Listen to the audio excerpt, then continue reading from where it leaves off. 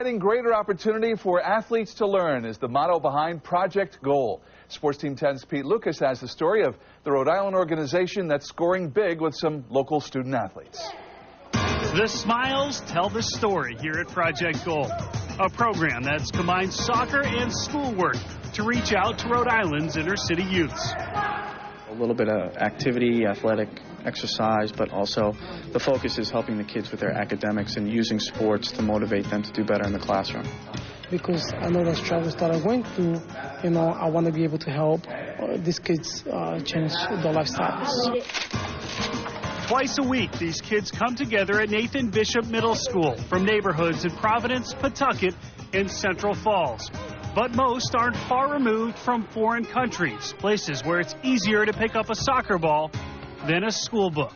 We have some students here who I think come from areas of Africa where there's been no school, and they've never set foot probably inside of a school until they came here. A lot of them are just kind of thrown into the public school system. Some of them have never had any kind of formal education, but the one thing they have in common is a love for the sport of soccer. And that love for the sport proves to be powerful motivation.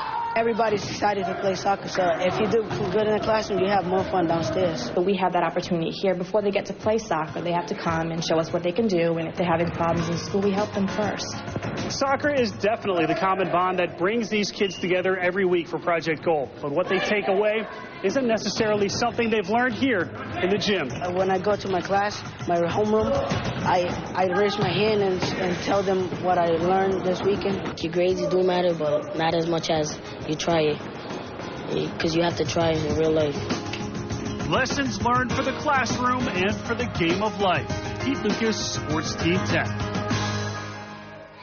Thank you, Pete. What a great organization. They really have their priorities in order. They seem really motivated. Yeah, they are. It's nice to see. Thank you, Frank. Gary? Stopping kids from finding trouble. Tonight, an important safety net offering a kick away from problems that all too often lurk on the streets. Eyewitness News reporter Walt Buteau has more on this shot on goal. The goal is academic success through sports. The organizers are a couple of soccer successes helping local kids get a kick out of averting trouble. When it gets to this, it is far too late to help anyone involved. Wait, come on. Project Goal is aimed at netting the trouble before it kicks these young lives. How to play soccer. The players hail from the Third World, Liberia, Colombia, the Dominican Republic. Civil wars and refugee camps are more than just lines in textbooks. They're in 7th, 8th grade now and really no educational background up to this point, and now they're actually in school in this country, and it's a big culture shock. English, still a work in progress for 12-year-olds like Alexander Zane. In class, we should be good and respect our rights. Some of the kids have very little prior schooling.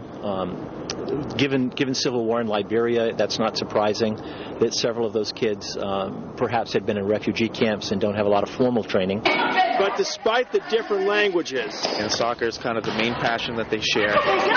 He knows all about having a passion for soccer, as does his former Rhode Island Stingray teammate, Javier Centeno. So I can relate with them. Soccer is the carrot for these kids. The stick is education. Yes, you did. Tutoring inside the classroom leads to soccer goals outside. Eric Lara Grades.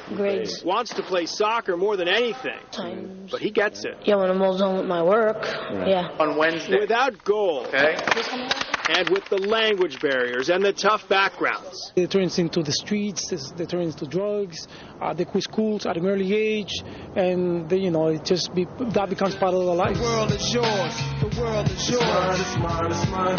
Whose world is this? Keep them realizing that there's other things beyond just what they're doing in their own neighborhoods. That school is important. Academics can be a future to something bigger, and if you could combine that with athletics, that's a plus. And remember, it's all free thanks to grants. The kids' time is free as well, as they volunteer for this twice-a-week tutoring program after school to help keep them off the streets. In the newsroom, Walt Buteau, Eyewitness News.